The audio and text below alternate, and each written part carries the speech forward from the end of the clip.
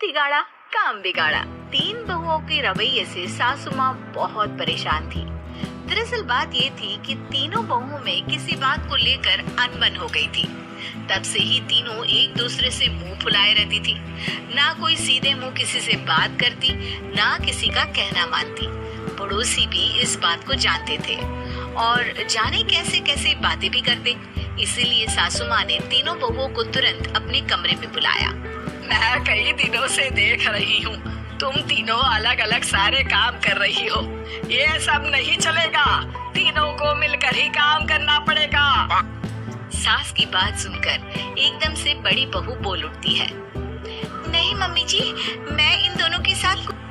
अरे जेठानी जी, जानबूझकर मुझे डबल काम करवाती है आप।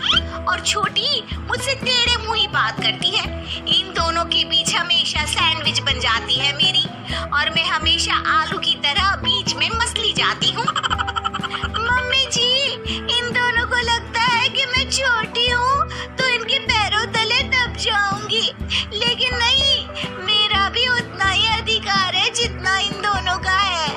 बढ़िया ही दोनों मेरी चुगली करने के लिए, मुझे क्या कम समझ रखा है। तीनों बहू एक दूसरे से बहस करने लगती है और सास दोबारा ये देखकर टेंशन में आ जाती है और सबसे कहती है, चुप हो जाओ, अब से तुम तीनों सारे काम एक साथ करोगी। आंख बंद करके एक दूसरे की बात सुनोगी। तुम तीनों इस बात को गांठ बांध लो, वरना अगली छुट्टियों में तुम्हारा अपना मायके जाना कैंसिल। सास की बातें सुनकर डर के मारे तीनों हामी भर देती है। जी मम्मी जी, मैं समझ गई।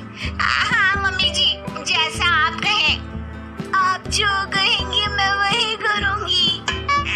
तीनों बहू सास की बात को गांठ बांध लेती है और वादा करती है कि अब से सारे काम वो तीनों एक साथ मिलकर ही करेंगी।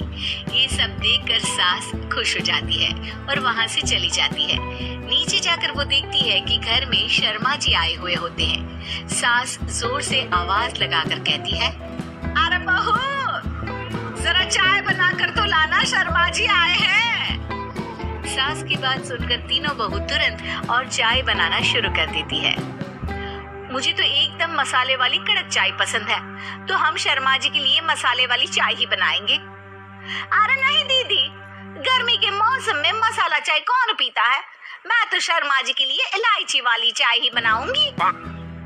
ये कैसी बात कर रही हैं आप दोनों? मेरी मम्मी ने सिखाया है कि मेहमान को ज्यादा दूध और शक्कर वाली चाय देनी चाहिए, वरना वो घर वालों को कंजूस समझते हैं। तो मैं तो शर्मा जी को ऐसी ही चाय दूंगी।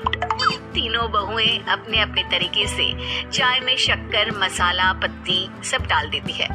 उबलने के बाद तीनों मिलकर चाय बाहर लेकर जाती है और शर्मा जी और सासू माँ को देती हैं। चाय पीने के बाद शर्मा जी सासू माँ को देखकर शर्मा जाते हैं और शर्मिंदा महसूस करते हैं कि आखिर उन्होंने चाय पीने के लिए हामी क्यों भरी।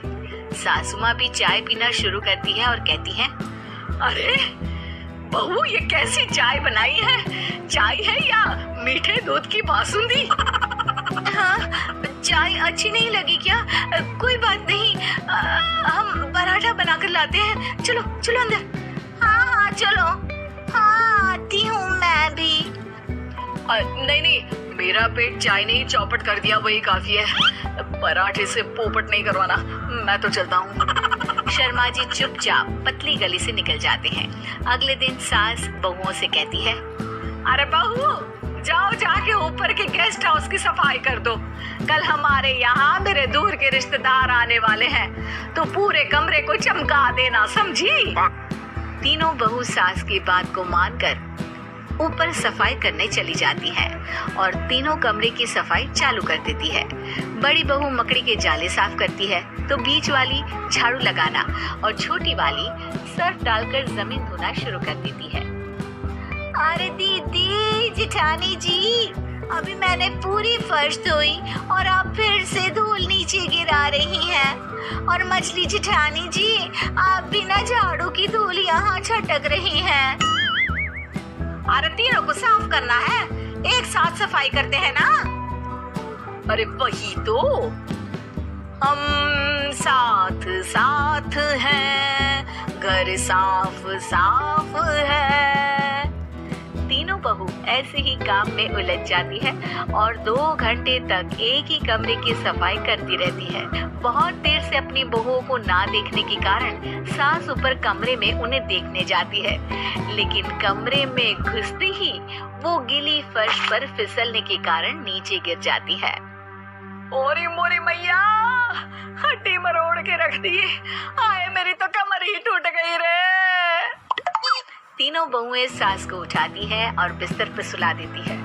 अरे मेरे हाथ पैर दर्द कर रहे हैं, दबा दो आराम मिलेगा। हाँ जी माँ जी। अरे जी माँ जी, जी माँ जी। और तीनों बहुएं एक साथ सास के हाथ को दबाना शुरू कर देती है। माँ की तो चीख ही निकल जाती है और नतीजा ये होता है कि सास के बचे हुए शरीर में भी दर्द उठ जाता है। हाय राम, ये क्या कर दिया तुम तीनों ने। अरे मेरे तो किस्मत ही फूटी है कि तुम जैसी बहुएं मुझे मिली। हे भगवान, पूरे शरीर में दर्द बढ़ गया है।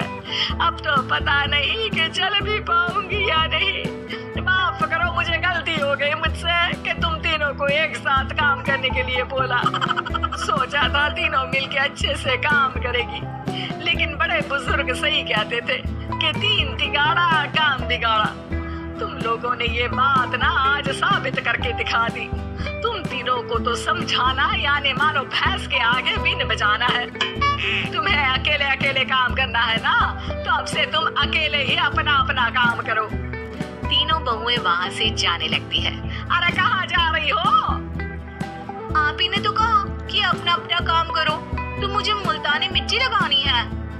अरे मुझे भी तो नेल पॉलिश लगानी है। मुझे ना मेहंदी लगानी है। सास अपना सर पीट लेती है और कहती है, अरे मुझे भी लगाना है कुछ। क्या माँ जी? क्या माँ जी? क्या माँ जी? तुम्हारे घर वालों को फोन तुम्हारी हरकतें बताने के लिए